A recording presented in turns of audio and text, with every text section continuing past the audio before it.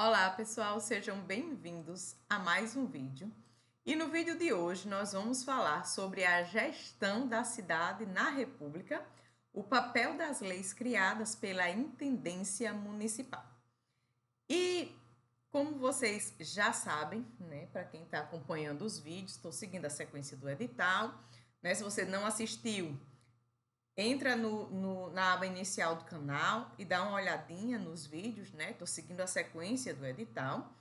E para quem já vem acompanhando, né, sabe que eu gosto muito de começar falando do contexto histórico, né? Como eu sempre falo, compreendendo o contexto histórico, nós conseguimos entender a sequência dos fatos e suas interrelações, percebendo aí como causas e consequências modam o curso da história, tá?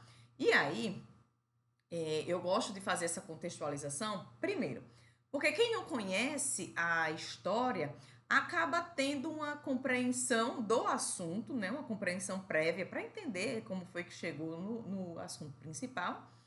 E também, para quem já assistiu aos vídeos anteriores e está assistindo esse, conseguir fazer essa associação, lembrar, né, dos vídeos que já viu, ou da história que já conheceu, que já estudou, do assunto que já estudou, e encaixar aí esse conhecimento prévio a esse novo conhecimento que está sendo apresentado agora. Então, gosto muito de fazer essa contextualização histórica, tá? E aí, a gente viu que durante o período colonial, né, e imperial, as câmaras municipais, já tem vídeo falando sobre isso, inclusive assina aí, acessa, ativa, perdão, o sininho de notificações para não perder, né, os vídeos que eu estou postando. Tem vídeo sobre as câmaras municipais e a gente viu que durante o período colonial e imperial, né, elas exerciam aí um papel central na administração das vilas e cidades. Esses órgãos, eles eram compostos pelos chamados homens bons, né? Geralmente grandes proprietários de terras, comerciantes e outros membros da elite local. E aí, na obra de Os Bestializados, né, o Rio de Janeiro e a República que não foi, de José Murilo de Carvalho, né, segundo o autor, as câmaras elas tinham funções legislativas, executivas e até judiciais. Isso fazia delas o principal espaço de poder no cotidiano da população local. Então, no Império, né, com a centralização do poder, então associar o Império à centralização do poder, né, houve um enfraquecimento das câmaras, mas elas continuaram existindo aí como base da organização municipal. Tá? E aí, nós vemos, né, que o poder municipal era extenso e relativamente autônomo, embora subordinado ao Império. E a proclamação da República, né, como nós vimos no vídeo anterior a esse, tá? Com o fim do Império e a instauração da República em 15 de novembro de 1889, o Brasil ele passou a adotar um modelo federativo. Vimos isso com bastante detalhe, né? Que estava baseado lá nos Estados Unidos, né? Nós vimos alguns ideais, né? Estados Unidos, França. E aí, o modelo federativo era baseado nos Estados Unidos. Os municípios, antes vinculados à centralização imperial, eles ganharam uma autonomia relativa, mas com uma nova forma de organização, e a gente viu que foi só uma nova roupagem, né? Mas no fundo, continuou as mesmas coisas, pelo menos inicialmente, né? E aí, com relação, né, a esse desenvolvimento, nós vimos a criação das intendências municipais na Primeira República, tá? Na chamada aí Primeira República, República Velha. A gente já viu isso também no vídeo anterior. Se não assistiu, volta lá, né? Dá uma analisada antes desse, porque é como se fosse um vídeo complementar, mas é um tópico à parte do edital, tá bom? Esse vídeo aqui. E aí, o que eram as intendências municipais? Com a proclamação da República em 1889, iniciou-se um processo de reorganização político-administrativa. Então, a Constituição de 1891, como vimos no vídeo anterior, né, ele instituiu o federalismo, dando mais autonomia aos estados, mas os municípios ainda eram vistos como entes administrativos e não autônomos plenamente. E aí, nesse novo arranjo, surgiu a figura da intendência municipal, que substituiu as câmaras municipais como órgão do governo local. E aí as intendências, elas surgiram em diversas cidades entre o final do século XIX e o início do século XX. E aí, na obra Os Donos do Poder, né, formação do patronato político brasileiro, de Raimundo Faoro, de acordo com o autor, as tendências elas eram estruturas adaptadas a uma república, mas ainda marcada aí por traços do patrimonialismo e coronelismo. Vimos também isso no vídeo anterior, tá bom? E aí, nós vemos aí, né, que as intendências municipais, elas eram formadas por intendentes, nomeados ou eleitos, que desempenhavam funções executivas e legislativas no município. E aí o papel do intendente é o seguinte, é como se o intendente ele fosse o prefeito, né? A figura equivalente do prefeito. E aí a intendência era composta pelo intendente e pelo conselho municipal.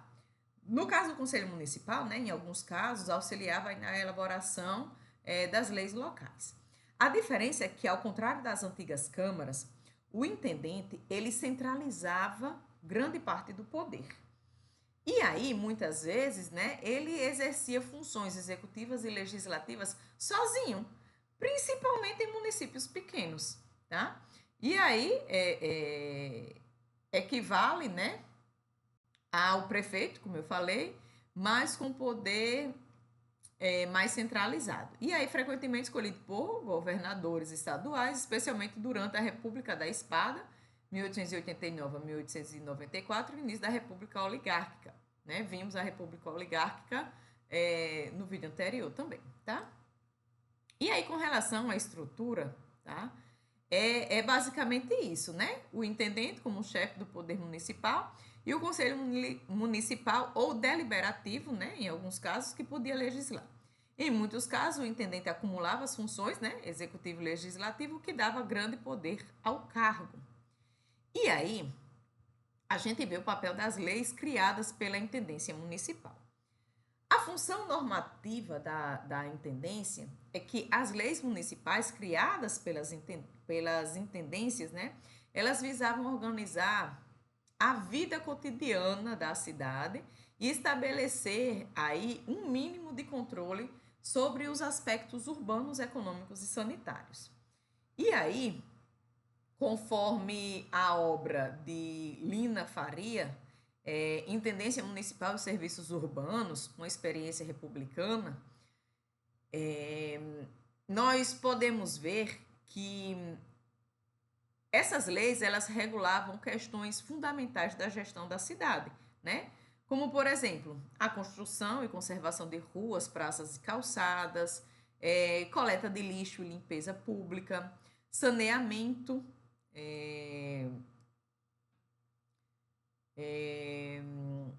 o saneamento básico, né, rudimentar, como valas, fossas, captação de água, tinha o controle do comércio e dos mercados, né, taxas, tributos, impostos municipais, licenciamento, né, de atividades econômicas e eventos públicos. Então, essas normas elas eram reunidas em documentos conhecidos como códigos de posturas municipais, onde era um conjunto de leis que regulamentavam aí a convivência urbana, ok? E aí, esses exemplos que eu mencionei, tá? Feiras e mercados, controle de animais soltos na rua, né? Saúde pública, né? Combate aí a epidemias como febre amarela, varíola. E aí, esses códigos de postura, né, municipais, eles eram essas coleções de leis elaboradas pela intendência que definiam essas regras para o espaço público e o comportamento também dos cidadãos. Então era a principal, eram, né, é, de modo geral, a principal ferramenta jurídica para a organização da cidade e manutenção da ordem pública. E aí a gente vê, né, em obras como a Evolução Urbana do Rio de Janeiro, de Maurício de Almeida Abreu, que lá no Rio de Janeiro, né, por exemplo, os códigos de postura no início do século XX, eles continham normas que proibiam jogar lixo nas ruas, deixar animais soltos, construir imóveis sem licença, fazer barulhos, né, determinados e criar gado dentro do perímetro urbano. Tá? E aí, esses códigos, eles a gente vê até hoje, né? Alguns existem até hoje, né? E essas leis, elas revelam aí uma preocupação com a higiene e a ordem, também a moralidade, né, pública, porque reflete uma mentalidade meio que civilizatória da elite urbana, influenciada aí pelos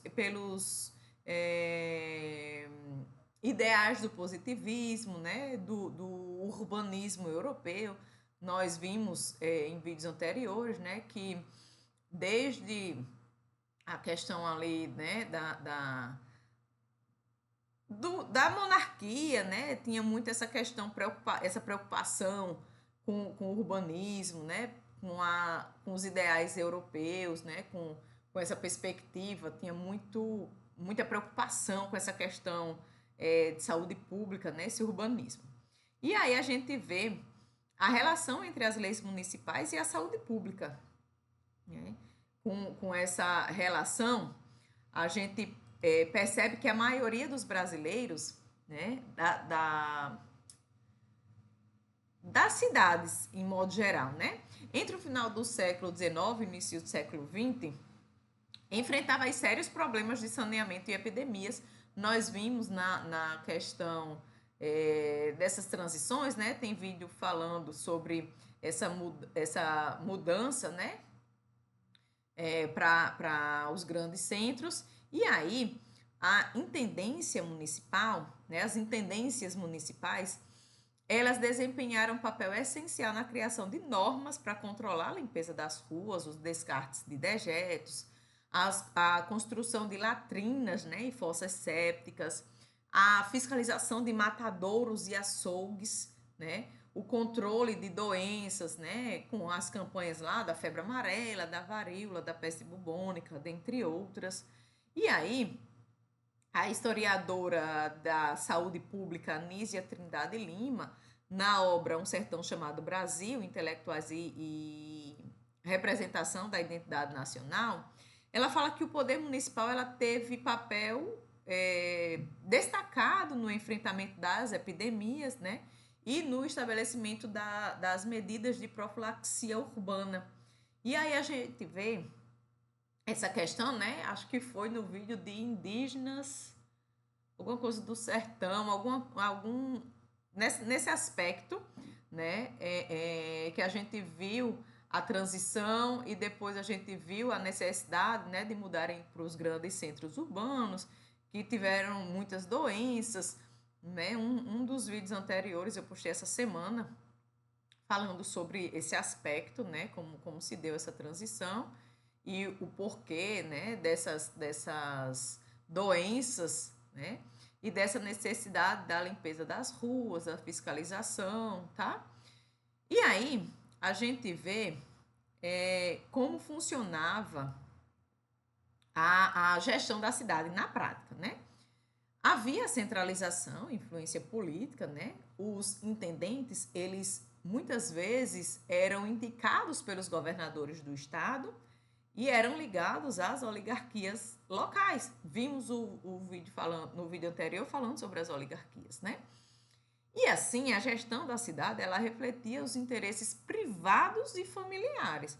Então, era um contexto marcado pelo coronelismo. De acordo com Vitor Nunes Leal, na obra Coronelismo em Chá de Voto, a gente vê que o coronelismo ele era o sistema de dominação política onde os coronéis, né, que eram os líderes locais, eles controlavam a vida política, inclusive a gestão municipal, usando o voto de cabresto e a dependência econômica.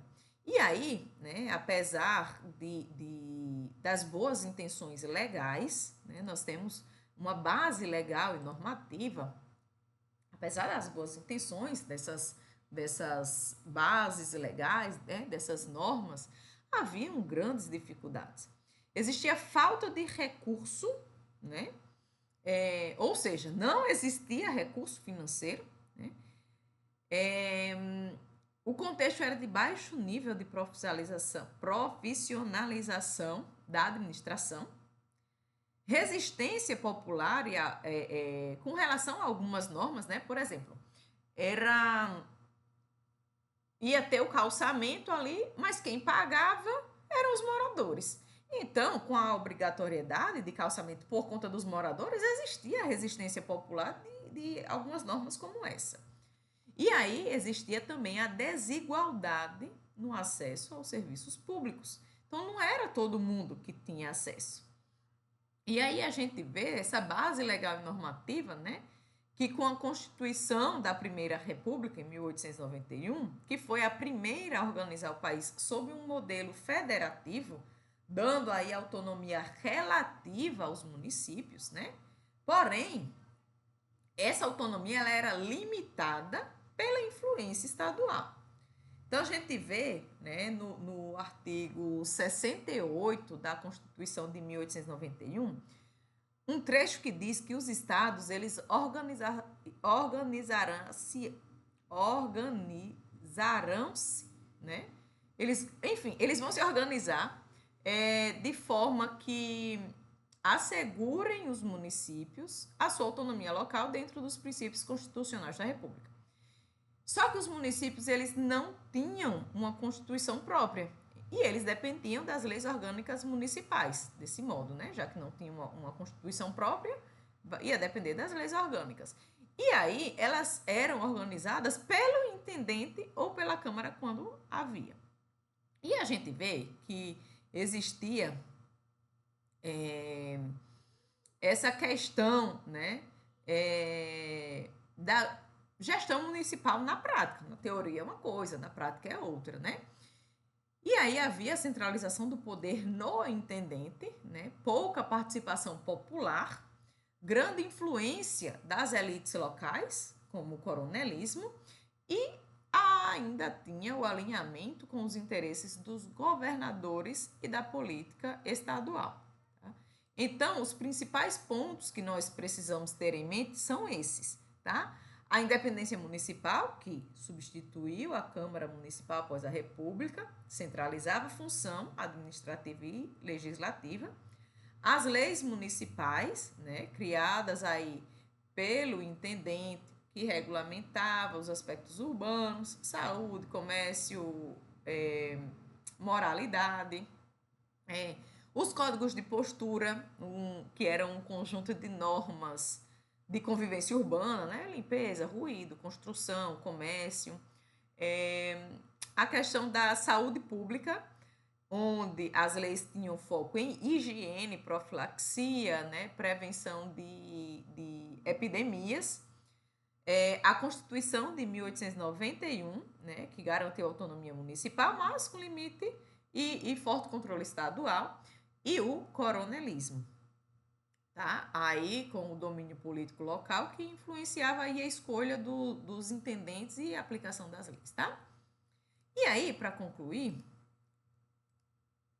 nós vemos, né, que a análise da gestão urbana no período republicano brasileiro, principalmente no final do século XIX, né, e as primeiras décadas ali do século XX, ela evidenciava a importância das leis produzidas pelas intendências municipais na estruturação do cotidiano das cidades. Então, as intendências, né, como órgãos centrais do poder local, não só assumiam funções administrativas herdadas lá do período imperial, mas também criaram e aplicaram um corpo normativo voltado para o controle da vida urbana, né? Que foram chamados aí códigos de posturas municipais. E aí essas leis, ao regulamentarem esses aspectos como higiene, iluminação, abastecimento, comércio, transporte, lazer, comportamento público, revelava aí o esforço dos poderes locais em organizar o espaço urbano segundo os valores de ordem, moralidade e civilidade. Então, ao mesmo tempo, essas normas elas expressam uma dimensão meio que autoritária e seletiva da modernização urbana, frequentemente alinhada aos interesses das elites locais, reforçando aí práticas excludentes e disciplinadoras, voltadas para as camas, para a parte, né, mais popular, tá? Então, compreender aí o papel dessas legislações municipais é muito importante para a gente interpretar a lógica do funcionamento da cidade republicana. Era uma cidade em transformação, né? Essas formas de gestão combinavam elementos de controle social, de padronização do espaço público e fortalecimento aí do poder local, mas também marcada por limitações democráticas, desigualdades, né, práticas clientelistas. E esse legado ainda reverbera nas estruturas administrativas atuais e nos desafios enfrentados pela gestão urbana contemporânea, tá bom? Então a gente vai encerrar por aqui. Espero que tenham compreendido o conteúdo. Qualquer dúvida, sugestão, deixa aqui nos comentários que eu trago nos próximos vídeos. E ative o sininho de notificações para não perder os próximos vídeos, porque eu estou seguindo a sequência do edital, tá bom? Espero que estejam gostando. Isso é só até a próxima.